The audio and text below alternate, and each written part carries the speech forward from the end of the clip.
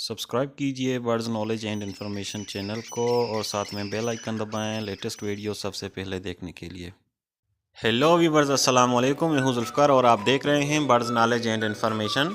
Birds knowledge and information YouTube के channel में एक और इन्फॉर्मेटिव वीडियो के साथ आप लोगों की खिदमत में हाजिर हूं। दोस्तों, आज मैं आप लोगों को बताऊंगा कि तीतर का पोट अगर बंद हो जाए तो उसके लिए क्या करना चाहिए। तो ये जानने के लिए इस वीडियो को शुरू से आखिर तक देखें।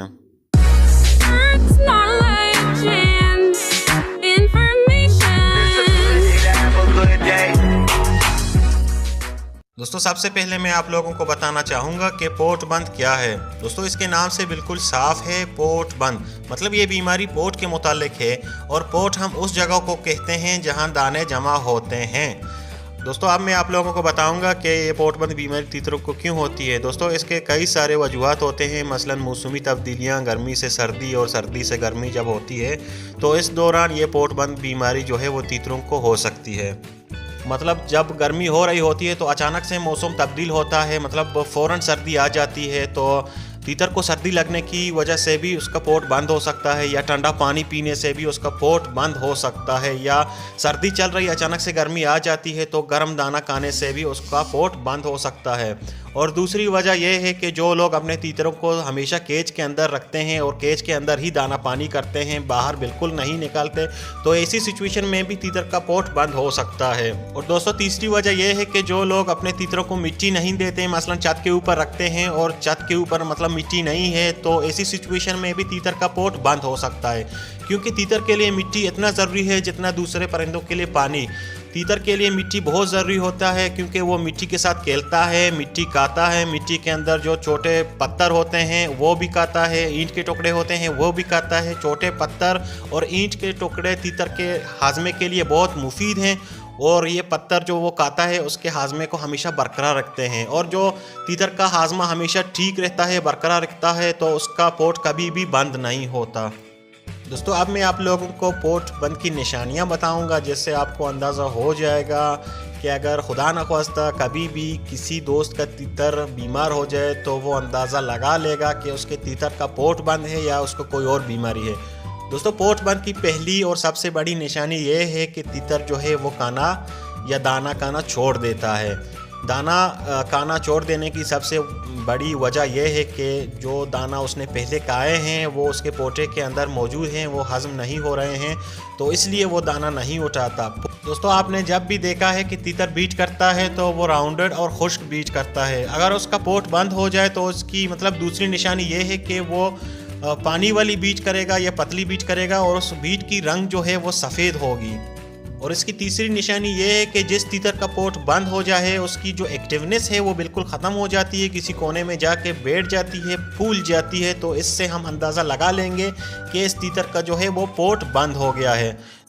दोस्तों, ये निशानियाँ जिस किसी को अपने तीतरों के अंदर देखने को मिली तो वो समझ लें कि उसके तीतर का पोट बंद हो गया है, तो फ़ौरन उसका इलाज शुरू करें, जो अभी मैं बताने जा रहा हूँ। दोस्तों, सबसे पहला काम हमें ये करना है कि तीतर के पोट के अंदर जो दाना जम गए हैं, हज़म नहीं हो रहे हैं, तो सबसे पहले हमें वो दाने जो हैं वो निकालने हैं। निकालने का तरीका ये है कि हमें तीतर का जो पोट है वो वॉश करना है और वो दाने जो है वो निकालने हैं।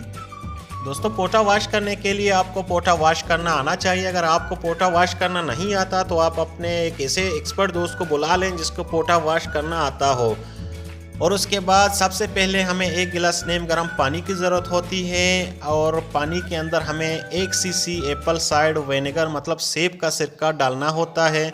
सेब का सिरका डालने के बाद हमें एक सिरिंज की ज़रूरत होती है। सिरिंज के सामने एक छोटा सा पाइप लगा लें और तकरीबन 10 से 20 सीसी आप तीतर के मुंह में यही वाला पानी डाल लें और हल्का सा पोटे को हाथ से हिला लें और फिर ये पानी जो है वो निकाल लें। निकालने का तरीका ये है कि जब आप तीतर का मुंह नीचे की तरफ करेंगे और खोलेंगे और हल्का उसके पोटे को पाँव से जो है वो मालिश करेंगे तो उसके पोटे के अंदर जो पानी है और जो दाना है वो दाना पानी के साथ बाहर आ जाएगा। ये अमल 2 मरतबा करें और तीतर का पोटा बिल्कुल साफ़ हो जाएगा, वॉश हो जाएगा। दोस्तों, पोटा वॉश करने के बाद हमें दूसरा ये काम करना है कि पोटा वॉश करने के तकरीबन 5 से 10 मिनट के बाद हमें तीतर को एक छोटा गुड़ देना है। छोटी उंगली के नाखून जितना हमें गुड़ देना है। गुड़ देने के बाद तीतर को फिर केज में 15 से 20 मिनट तक धूप के सामने रख दें। जब उसको 15 से 20 मिनट हो गया तो आप उसको उठा के चाव में रख दें और आधा या 1 घंटे के बाद फिर आप उसको बाजरा डाल दें। दोस्तों ये बात याद रखें, जब कभी तीतर का पोट बंद हो जाए उसके इलाज करने के बाद उसको 1 हफ्ते तक सिर्फ़ और सिर्फ बाजरा देना है। बाजरा के अलावा कोई और मूंग कोई ऐसी दाना नहीं देना है। और उसको जब कभी आप पानी देंगे तो पानी में थोड़ा 3 से 4 कतरा जो है सेब का सिरका ज़रूर डाल दें, तो इससे उसका हाजमा जो है वो बरकरार रहता है। दोस्तों मुझे उम्मीद है कि आप लोगों को ये वीडियो पसंद आया होगा और आप लोगों को ये तरीका भी समझ आया होगा। तो दोस्तों यहाँ हमारा वीडियो मुकम्मल होता है, तो मुझे इजाज़त दीजिए। मिलते हैं नेक्स्ट वीडियो में, तब तक के लिए अल्लाह हाफिज़। Till my shadow turns to sun rays and